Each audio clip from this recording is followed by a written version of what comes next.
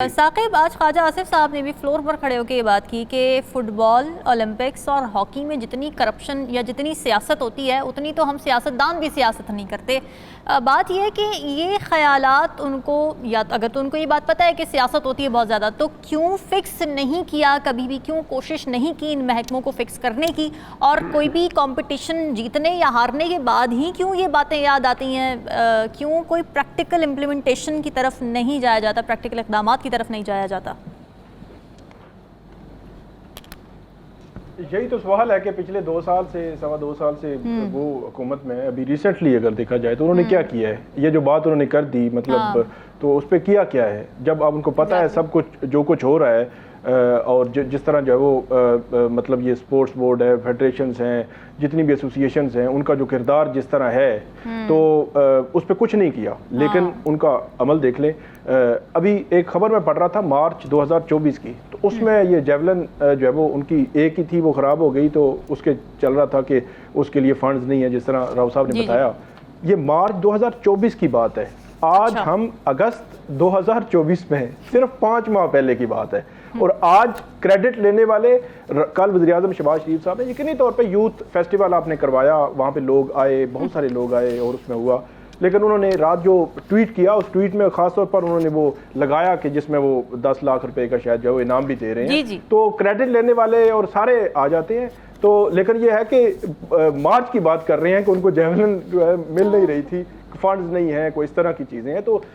یہ سارا کریڈٹ جو ہے وہ ارشد ندیم کو جاتا ہے۔ ان کا جی بالکل، آپ جو ہے ان کا دیکھ لیں، پورا ٹریک ریکارڈ ان کا دیکھ لیں۔ ارشد ندیم کے حوالے سے وہ بتایا جاتا ہے کہ وہ کرکٹ بھی کھیلتے تھے، ہاکی بھی کھیلتے تھے، کبڈی بھی کھیلتے تھے، بیڈمنٹن بھی کھیلتے تھے، تو ان کے جو کوچ ہے وہ ان کو مطلب انہوں نے کہا کہ آپ جو ہے وہ اس طرف آئیں۔ جیولن جو ہے لوگوں کو عمومی طور پر پتہ بھی نہیں تھا، رواج بھی نہیں تھا، انہوں نے بہرحال جو ہے وہ اس میں کوشش کی۔ یہ بھی ایک چیز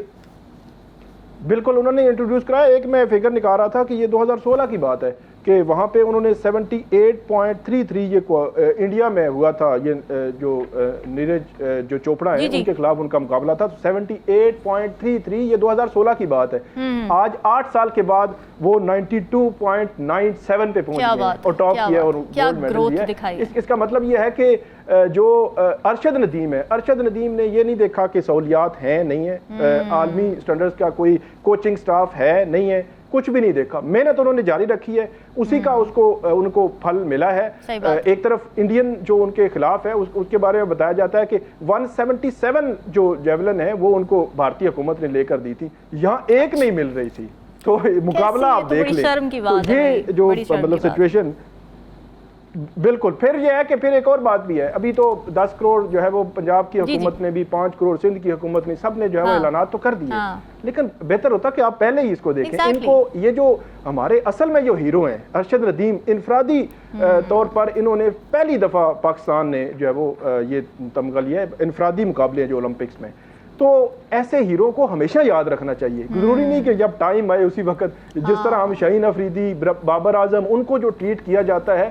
اس طرح ان کو جو ہے ٹریٹ نہیں، ان کے لیے سپانسر ڈھونڈے جا رہے تھے، ابھی اولمپک سے پہلے جو ہے بتایا جاتا ہے کہ ڈھونڈے جا رہے تھے، کوئی جو ہے وہ سپانسر کرنے کے لیے جو ہے وہ تیار نہیں تھا۔ پھر ایک اور جو خبر تھی پچھلے کچھ 3-4-5 ماہ پہلے کہ وزیر اعظم نے یہ کہا کہ انہوں نے کہا کہ ڈپارٹمنٹل جو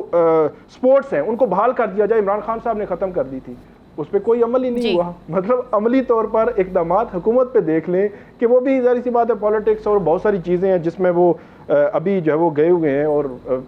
اس میں ان میں شاید ان کو ٹائم جو ہے وہ نہیں مل رہا۔ پھر ایک اور بات جو بتایا جاتا ہے کہ یہ جو ارشد ندیم ہے، ان کے بارے میں ان کو روسی ٹریکٹر جو ہے وہ کہتے ہیں، ان کے گاؤں میں وہ کہتے ہیں کہ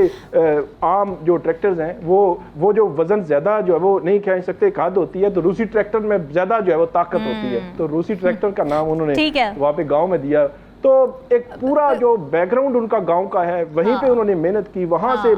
اوپر مقابلے کرتے گئے، محنت نہیں چھوڑی، اور آخر کار اللہ تعالیٰ نے ان کو سرخرو کیا اور پورے دنیا میں پاکستان کا نام انہوں نے روشن کیا۔ اس کے لیے ہمیں ان پر جو ہے وہ بہت زیادہ فخر ہے۔ بالکل ایسی ہمیں فخر ہے، لیکن وہی بات ہے۔ ثاقب یہ بتائیں کہ جتنے شور خان صاحب اس بارے میں ہیں کہ 2 ماہ میں حکومت گرنے والی ہے،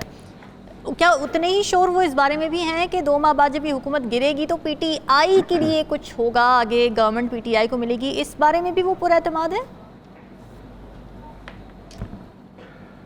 نہیں، جو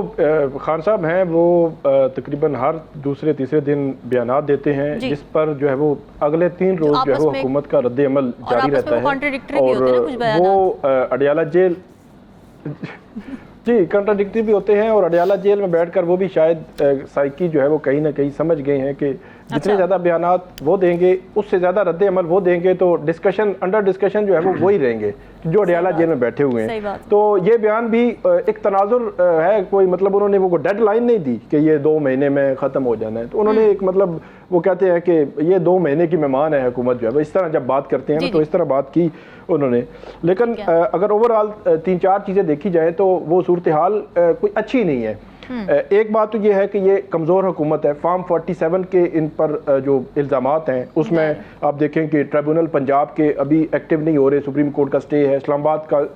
ٹریبونل ایکٹیو نہیں ہے، سٹے ہے۔ یہ فارم 47 جب بھی جس دن بھی جو ہے وہ کھولیں گے اس دن جو ہے وہ حکومت کے لیے مسائل ہوں گے۔ آج تھوڑی دیر پہلے ہی جو پتن ہے ان کی ایک رپورٹ آئی ہے NA 128 سلمان اکرم راجہ اور اون چودھری کے کیس میں، انہوں نے بھی جو نتائج دیے ہیں وہ بڑے خوفناک ہیں، اور وہ انہوں نے کہا ہے کہ جس طرح نواز شریف صاحب کے کیس میں ان کے حلقے میں نتائج آئے ہیں، اسی طرح کے نتائج جو ہے وہ یہاں پہ بھی ایشوز ہیں، اور بڑے پیمانے پر جو ہے وہ انہوں نے سوالیہ نشان اٹھایا ہے اس حلقے میں بھی۔ تو یہ جو کمزوری ہے فارم 47 والی، یہ اتنی بڑی کمزوری ہے کہ ہمارے سوچ وہم و گمان سے بھی زیادہ ہے۔ آپ کسی جو ہے وہ MNA سے مل لیں، آپ کسی بھی کوئی معاون خصوصی ہے، کوئی وزیر سے ایون مل لیں، اگر وہ فارم 47 والا ہے تو اس کو سیکٹری لفٹ نہیں کرواتے، وہ کہتے ہیں کہ مطلب وہ جو آپ کو کام کہا گیا ہے آپ وہی کریں۔ تو یہ ایشوز ہیں۔ پھر مخصوص نشستوں والا جو معاملہ ہے، یہ ایک عجیب و غریب صورتحال اس میں بن گئی ہے۔ اس میں ایک تو الیکشن کمیشن نے بھی نظر ثانی ڈال دی، نون لیگ نے بھی، اسی طرح پیپلز پارٹی نے بھی ڈال دی، ایکٹ بھی بنا دیا حکومت نے۔ وہ ایکٹ جو بنایا ہے، الیکشن ترمیمی ایکٹ کیا ہے، وہ 12 جولائی کے فیصلے کو غیر مؤثر کرنے کی ایک کوشش ہے۔ تو وہ ایک ماحضرائی بنے گی عدلیہ کے ساتھ، اور اس ماحضرائی میں جو آج کام ہوا ہے وہ بظاہر جواب لگتا ہے۔ آپ جسٹس منصور علی شاہ صاحب نے ایک اور کیس تھا جہاں پہ جو ججمنٹ تھی سپریم کورٹ کی، امپلیمنٹیشن کا کیس تھا، تو اس امپلیمنٹیشن میں انہوں نے بڑے واضح انداز میں لکھا ہے کہ سپریم کورٹ کو بطور ایپیکس کورٹ کے